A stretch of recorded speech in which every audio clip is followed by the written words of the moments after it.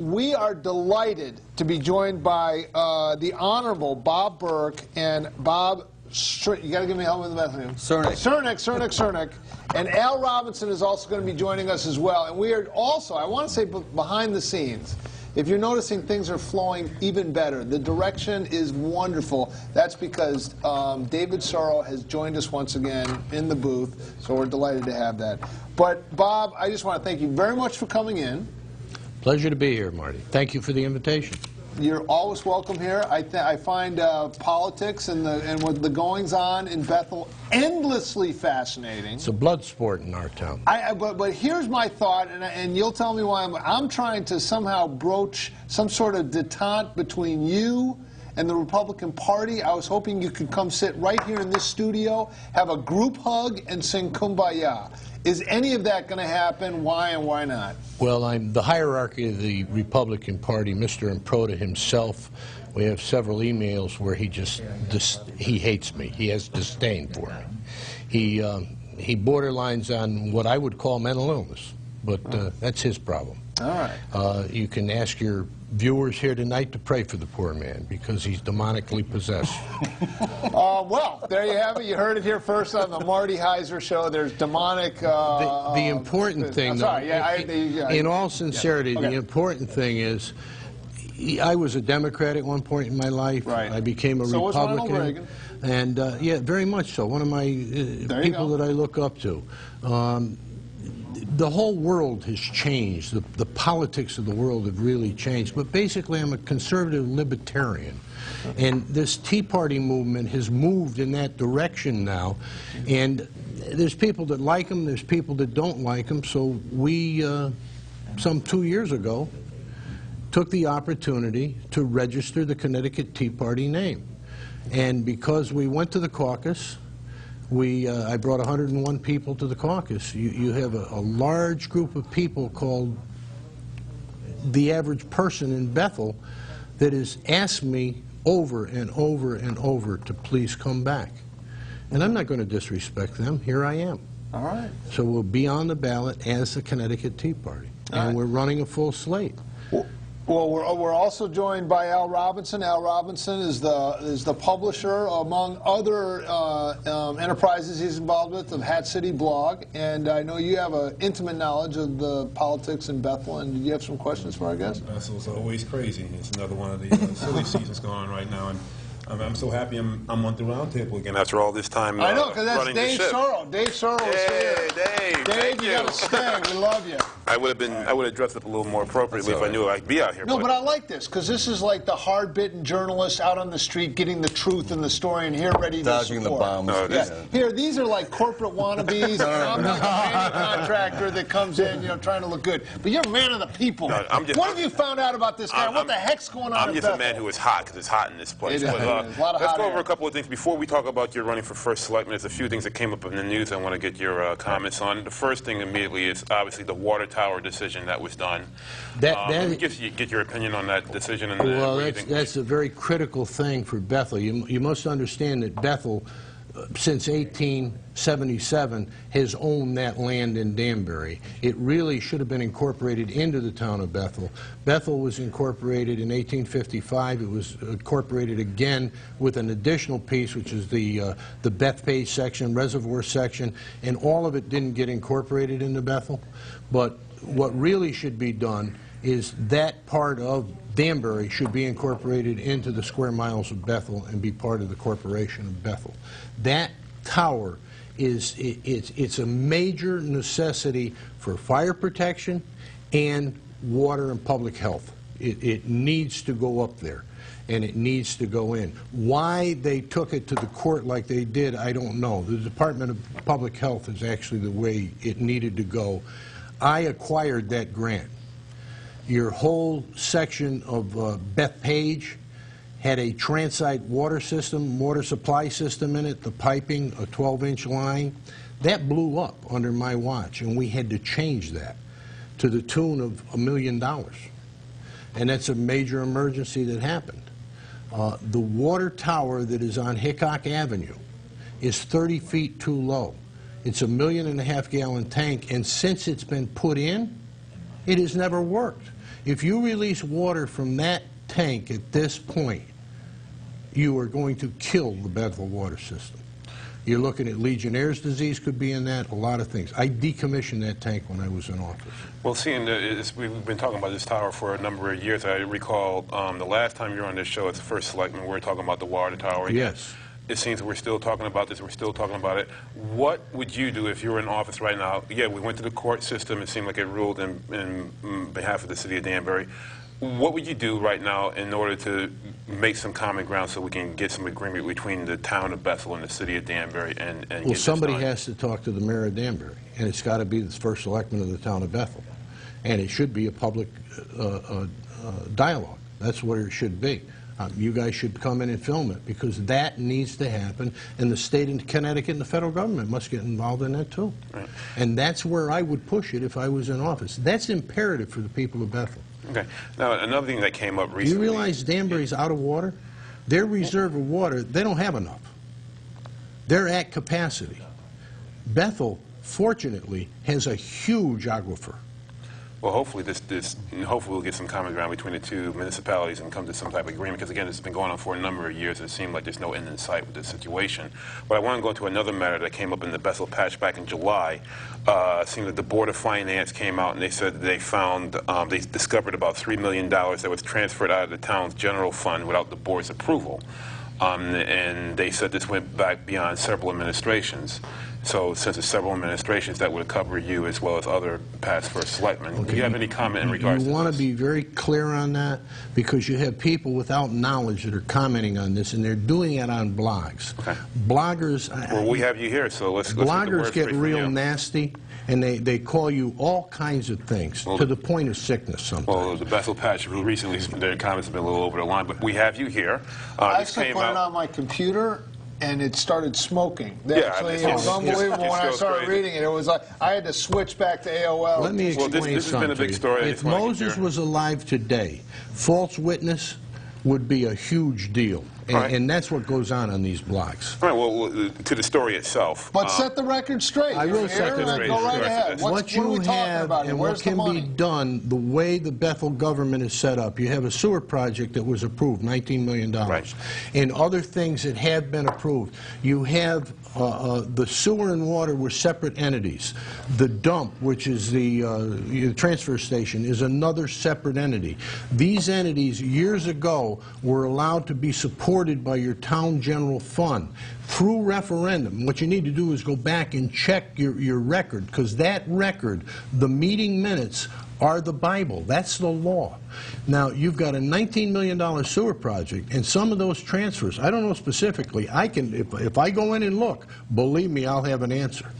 And your current government in the town of Bethel doesn't even know how to check its own records. Let me just hold you. So you think the current government in Bethel right now needs to be changed? Right? Absolutely. Okay, that's why I'm right. But here's the politics. Why would I be running? I know, but here's the politics of it. If you run and the Republicans run someone, you guys split the vote, and the current government that's in Bethel right now gets a pass. Not necessarily. Not.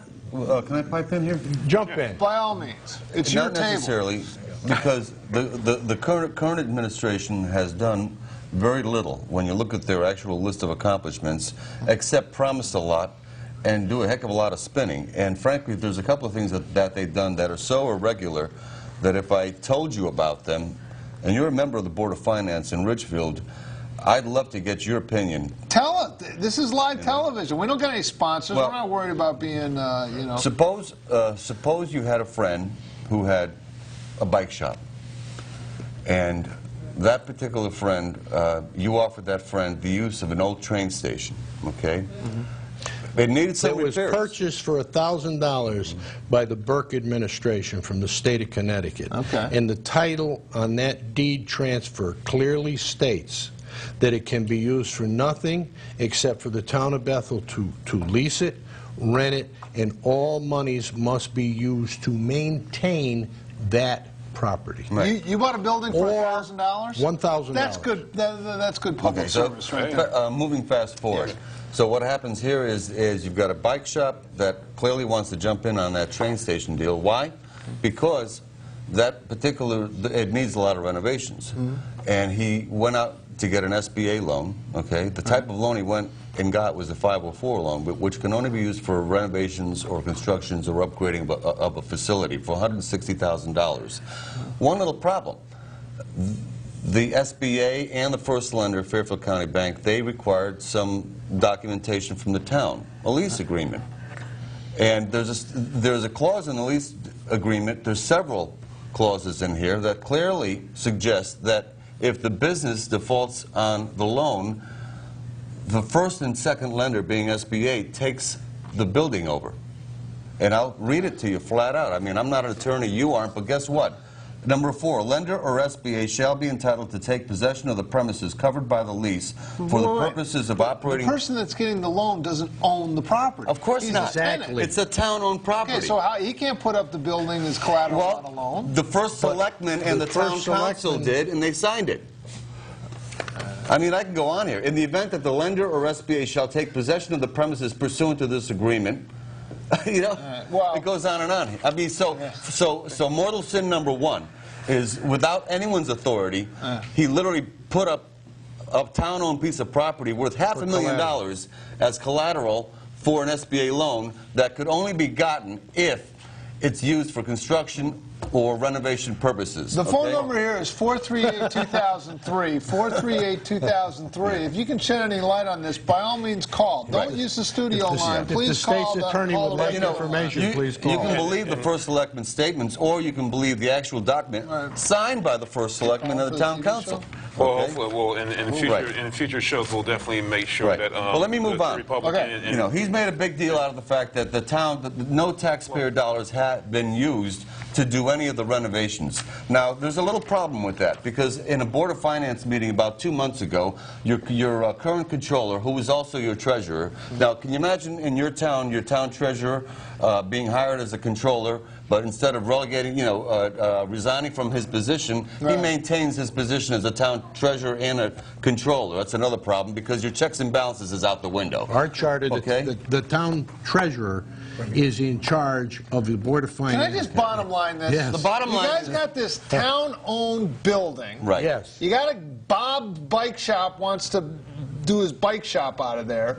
Bob, as a tenant in the building, goes to the SBA and says, loan me $160,000. I want to put bike racks in the shop. And then the town signs over as collateral the actually publicly owned building? Right. That's part of the lease agreement. I mean, can you even do that? You can't do that. Well, I don't think you can either. So the people let me read an email that we FOI'd from the bike owner. And, you know, this isn't against the bike owner. We have nothing against him at all. I call him Bob. Just as email from him to Matt. The bank wants to move forward with an SBA loan, but really I can't until I have a lease document and everything approved. And I think you mentioned that there is to be one more meeting for general approval of the lease before this is finalized, right? But again, you're dealing with a tenant. I mean, it's like you have an apartment and you want to renovate the apartment and you have a lease agreement and you say, I'll put on my lease agreement. There's no value there. But here's the really egregious part that you'll appreciate. The man gets the $160,000 loan. We have had no accounting of whether he's actually spent the full $160,000 or how he spent it, because his permit shows that the estimated cost of all the renovations is $120,000. And again, these are documents that are all clearly attainable in the town hall. So where's the other $40,000 being used? Because the SBA 504 loan strictly forbids that particular loan from being used for working capital or inventory. So right now, we don't know whether or not any portion of that $160,000 has been used by that bike shop in violation of SBA loan. Joe taxpayer out there, he doesn't care if the butcher, baker, or candlestick maker gets an SBA loan and what he spends his money on. Who the heck cares? The only tie-in is it's your $1,000 building that they put up as collateral. No, there's more of a tie-in. That's what I can't get my head around. There's more of a tie-in. In the lease agreement specifically states that the $3,000 a month lease, there's a $1,900 deduction from that lease every month to pay for the principal and interest payment on the loan. In other words, the town is willing to deduct the $160,000 and a monthly loan payment of $1,900. So, in essence, in the lease document, they're saying the most they can get is $1,100. Furthermore, in the lease document, they're also saying that if there's any other repairs that are needed. Perplexed. You know what I heard? I heard there was an art teacher over at the high school, and she put up the high school as collateral for a loan because she's renovating she's buying new drapes, and the SBA bought it. So they got a school as collateral, and now they got another municipal building. See, so the irregularities of it are really twofold. The idea of putting up town-owned property for collateral for a private SBA loan is a real problem with me. The other idea of not having any accountability of the $160,000 is another problem for me. And the third problem for me is we're paying the loan payment. Has anybody filed a complaint in regards to this situation? We have made several inquiries and several complaints to several agencies whose job it is to investigate municipal fraud, including the FBI, because there's an agency in Bridgeport that handles specifically municipal fraud. Yeah, but just wait, before you start throwing the FBI around, well, you have to. You know why? Yeah. Because the SBA is involved. That's the federal agency. Okay, yeah, that's fine. But I mean, anyone can, you could file a complaint against a ham sandwich with the FBI. So that doesn't really mean anything. Fine. Yeah. But it doesn't sound like it adds up. Now, let me ask you this question. Why are you guys running for, and you're running for the Board of Selectmen, and you're running for First Selectmen, and what you're saying is that the egregiousness of the current administration is so overwhelming, and they'll recognize your leadership and past performance in Bethel, that all the Republicans and everyone are going to come to your side, and that you're going to carry this election. Bob, we're looking for a speechwriter. You want to job? No, but I'm just saying, because as far as I'm concerned, it just doesn't add up. Okay, and then you have these Galdane guys like Al Robinson, the Democrats, with the Marty, I'm going to assume you're a Republican, right? I believe towns should live within their means. I believe you're a Republican, right? I am definitely a Republican. Watch this. You've got, in this particular election, you've got a Democrat running, an incumbent Democrat, and you've got a lifelong Democrat. Knickerbocker, right? No, Knickerbocker. And you've got a lifelong Democrat Party endorsed who was endorsed by a Republican who had just switched 5 days, become a Republican 5 days before the caucus. Okay, so what you have here is you have the voters basically choosing between two Democrat candidates. Caller, are you there? Are you a representative of the SBA? No. Good evening. Thank you for taking my call. I just wanted to thank Mr. Bob Burke and Mr. Bob Crnic for the military service. Thank you. Excellent. Well, that's good. Listen, you should be commended for your military service, and really appreciate it. Let me bring this up real fast because we're running out of time a little bit here. We need more time. We need a lot more time. Hey, every Thursday, it's you're welcome. Hold on. Let me get this in real quick. Thanks. 2 years ago, you had the election. You lost. A lot of people on the Republican side, Paul Improto was quoted in the News Times criticizing you, saying that you were the spoiler. Yeah, I think his quote was like, Bob got 1,200 votes, and that's why Larry Cravis lost. Exactly. What do you do? Okay, what would you say to those who are saying that you are, by interjecting yourself in this race, being a spoiler again, and basically handing Knickerbocker another win? Because you have a certain base votes that you know you're going to get. No matter what, and people are saying, well, because you're in this race, Republicans are going to lose again, and that's why there's such bad blood between the Republicans and you right now. Do you believe that? I'm asking you. It's for the public. First, just for the public, do you believe that? It's not for me to say yes or no. What is for me to say is this. I just want to get your opinion on this. The people of Bethel, not the party dogs, not the boys in the back room, they do not have the right to determine what the people want. I believe in liberty and the freedom of the people more than anything else in the world. I was thanked for my military service. That's why I did my military service. Spoiler, no. Choice, yes. Caller, you're on the air. You have a question for the candidate? I do. Marty, it's Todd from Bethel. I'm actually a neighbor of Bob Crnic. I got a question. How is he as a neighbor? Does he shovel his walk and rake his leaves, and he's a good neighbor? Marty, I expect him to shovel my walk. No, really, look, I'm a Republican, registered Republican, have always been on the conservative side.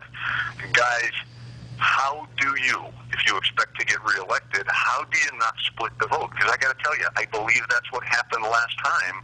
I want conservatives in there. I want fiscally responsible folks in there. I can't comment on the bike deal. I don't know enough about it, but it makes some sense. But again, guys, how do you get the conservative vote? Well, here's a thought. Let me put it back on you. What about the Republicans coming around and saying, hey, you know, maybe these guys need a little a second look. We sit down at the table, we bury the hatchet, not in each other's skulls, but we bury the hatchet, and maybe the Republican Party comes around. What do you think? They were given that opportunity at the caucus. What do you think? Yeah. Caller. Marty, I'm all for it. The town is so divided right now because of the last election.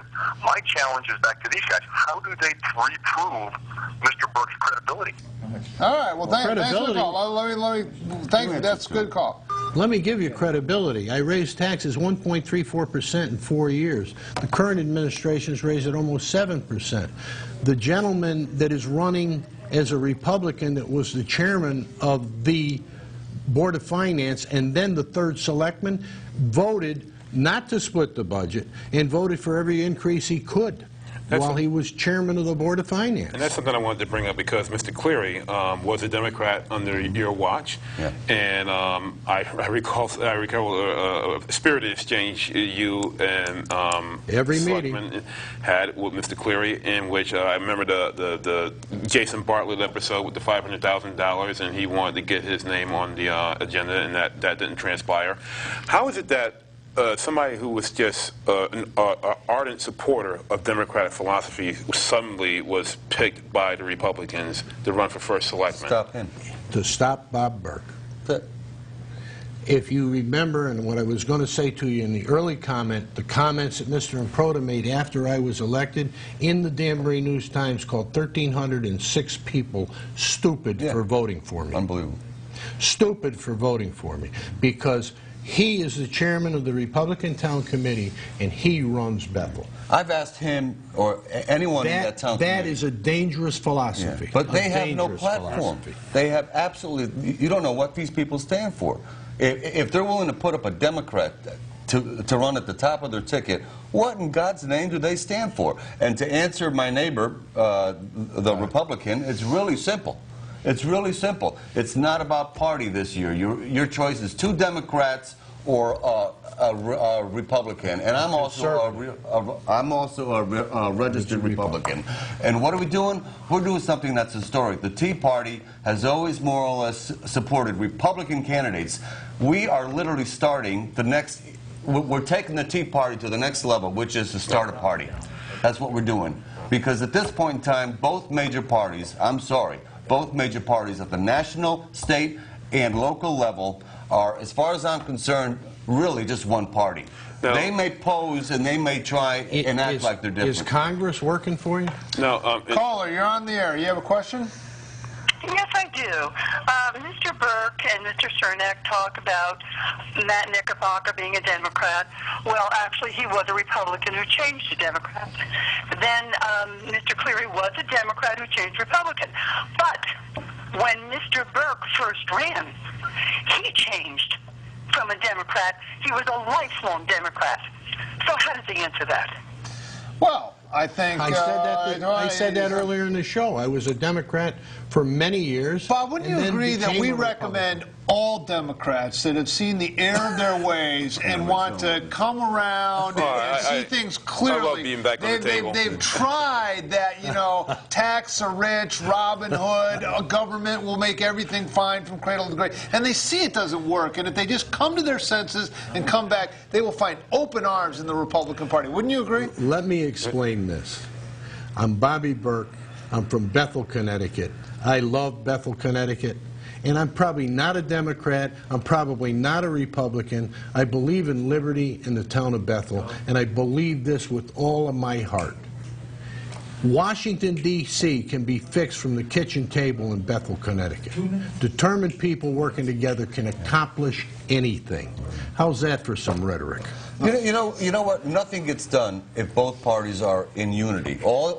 what you're doing there is you're opening up the barn door for abuse of power, and it's happened during this administration. There's been no one offering any checks and balances or opposition to anything. You've got the Republican selectmen voting virtually 100% of the time with his 2 Democrat selectmen. Why even have them there as a minority, representative? So in other words, in this town right now, you have a situation, a culture, that literally is against opposing views. And who suffers? They demonize people who are opposing the taxpayer anyone. Suffers. And that's wrong. The constituent suffers. There's something wrong with that. All right, here's my 2 cents. You guys got to. I want a nickel. I'll give you my nickel cents. You got to get in a smoke-filled room somewhere. You got to sit down with these guys, and you got to come to some agreement. And you got to come out of that smoke-filled room and say, look, we're together on this, and this is our candidate. It's been done in politics for years. It can happen. No, I'm telling you. people, otherwise, you have a situation that's called rule or ruin. That's the thing. You're either going to rule or you're going to ruin. The Republican Town Committee chairman, one of the reasons we're running is because of some of the comments made by Paul and Poda. They are full of vitriol. Listen.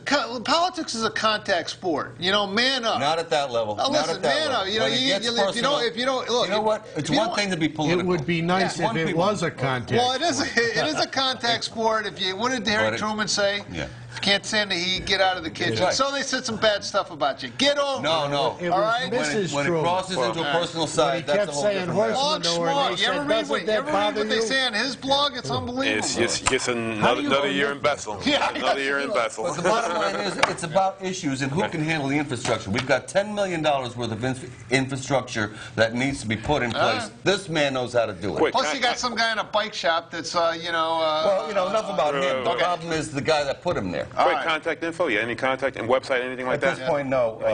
We'll have it short. Listen, you want to get in touch with Bob Burke, walk down Main Street in Bethel, say, where's Bob, and they'll point to him. You can go talk to him. That's how it works. Thank you so much for joining. Thank you very much for coming in. Really appreciate it. Thank you for letting us use your table. I appreciate that, too. And you guys are welcome at any time.